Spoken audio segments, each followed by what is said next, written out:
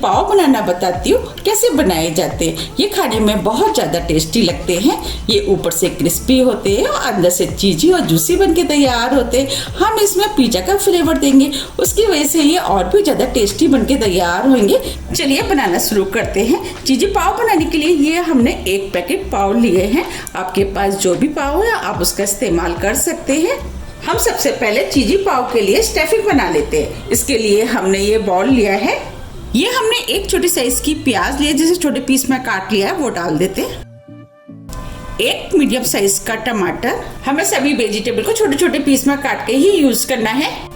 1 medium size की शिमला मिर्च, 1/4 का फ्रोजन कॉर्न।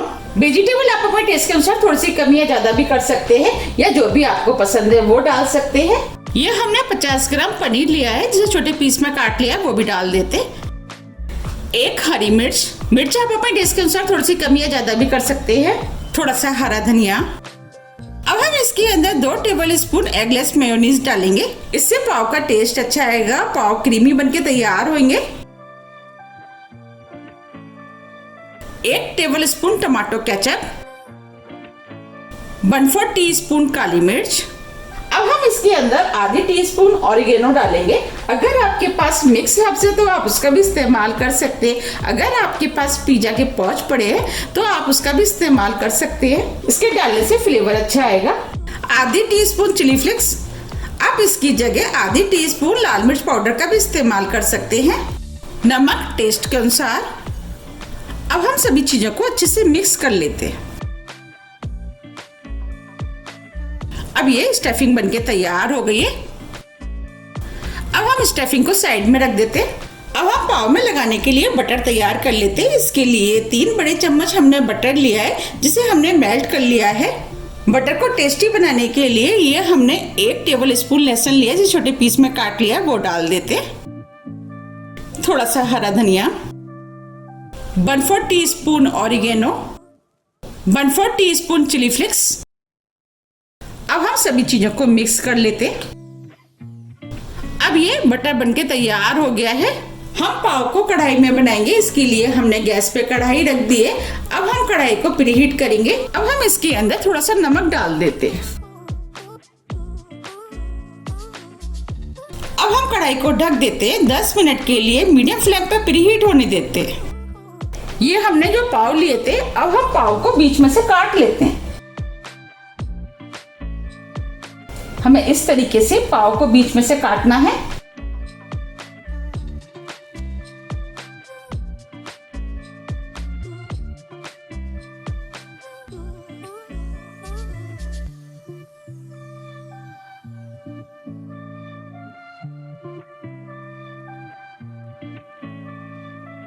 ये हमने पाव को बीच में से काट लिया है।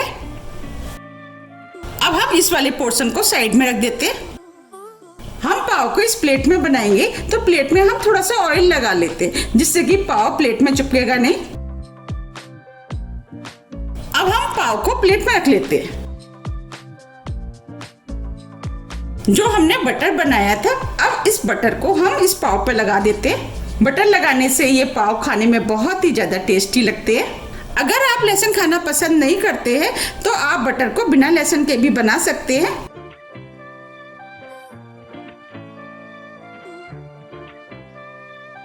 ये हमने बटर लगा दिया है। हम चीज़ी पाव बना रहे हैं, तो अब हम इसके ऊपर मोज़रेला चीज लगा देते हैं। आप चाहें तो पिज़्ज़ा चीज का भी इस्तेमाल कर सकते हैं।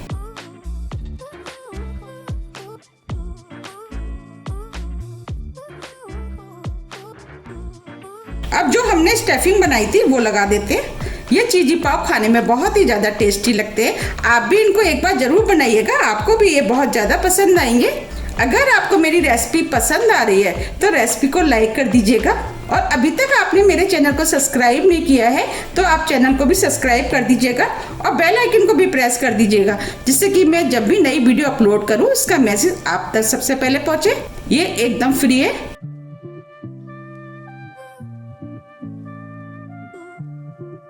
हमने पाव के ऊपर अच्छे से स्टफिंग लगा दी है। ये हमने चीज स्लाइस लिए हैं, वो लगा देते। हम जितने ज्यादा इसके अंदर चीज डालेंगे पाव उतने ही ज्यादा खाने में टेस्टी लगेंगे।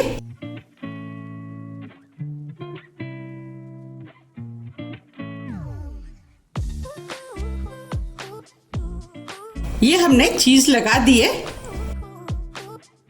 ये पाव का ऊपर वाला पोर्शन है।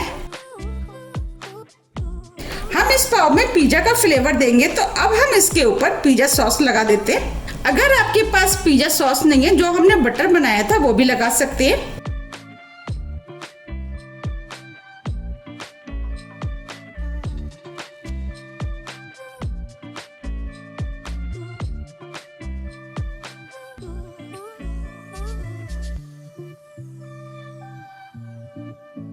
अब ये हमने पिज्जा सॉस अच्छे से लगा दिया है। अब हम इसके ऊपर थोड़ी सी चीज और लगा देते हैं, क्योंकि हम चीजी पाव बना रहे हैं, इसीलिए हम चीज का ज्यादा इस्तेमाल कर रहे हैं। चीज आप अपने टेस्ट के अनुसार थोड़ी सी कम या ज्यादा भी कर सकते हैं।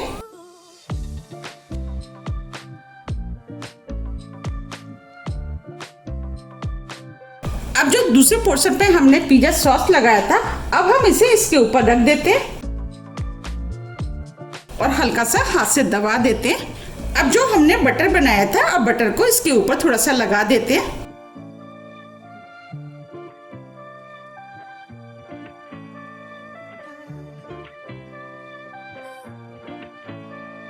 थोड़ा सा बटर साइड से। इस तरीके से बटर लगाने से ये चारों तरफ से अच्छे से सिक के तैयार होगा। अब ये पाव तो बनके तैयार हो गया है। अब हम कढ़ाई को देख लेते हैं। अब ये कढ़ाई भी प्रीहीट हो गई है। अब हम इसके अंदर स्टैंड रख देते हैं।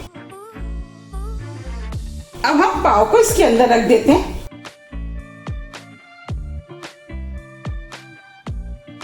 अब हम इसे ढक देते हैं और 10 से 12 मिनट के लिए स्लो मीडियम फ्लेम पे इसे सिकने देते हैं, जब तक कि चीज मेल्ट नहीं हो जाती।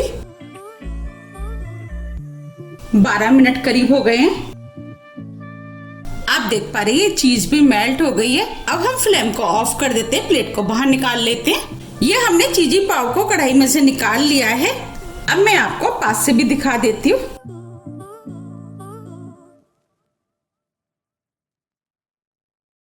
देखिए कितना बढ़िया बनके तैयार हुआ है। अब मैं आपको पीछे से भी दिखा देती हूँ। देखिए कितना बढ़िया सिका हुआ है। अब मैं इस पाव को इस प्लेट में रख देती हूँ। आप देख पा रहे हैं ये पाव देखने में कितने सुंदर लग रहे हैं और ये खाने में भी बहुत ही ज्यादा टेस्टी लगते हैं। अब मैं आपको तोड़ के भी दिखा देती हूँ। ये पाव अंदर से कितना चीजी और जूसी बनके तैयार हुआ है और देखने में कितना सुंदर लग रहा है और ये खाने में भी बहुत ज्यादा टेस्टी लगता है। आप इस पाव को टमाटर केचप के साथ खा सकते हैं।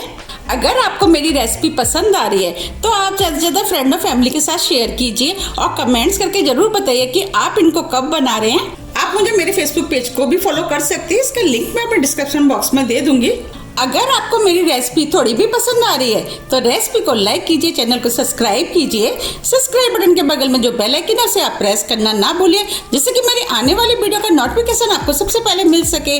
अब हम फिर मिलते हैं इसी तरह की टेस्टी रेसिपी के साथ। जब तक के लिए नमस्कार।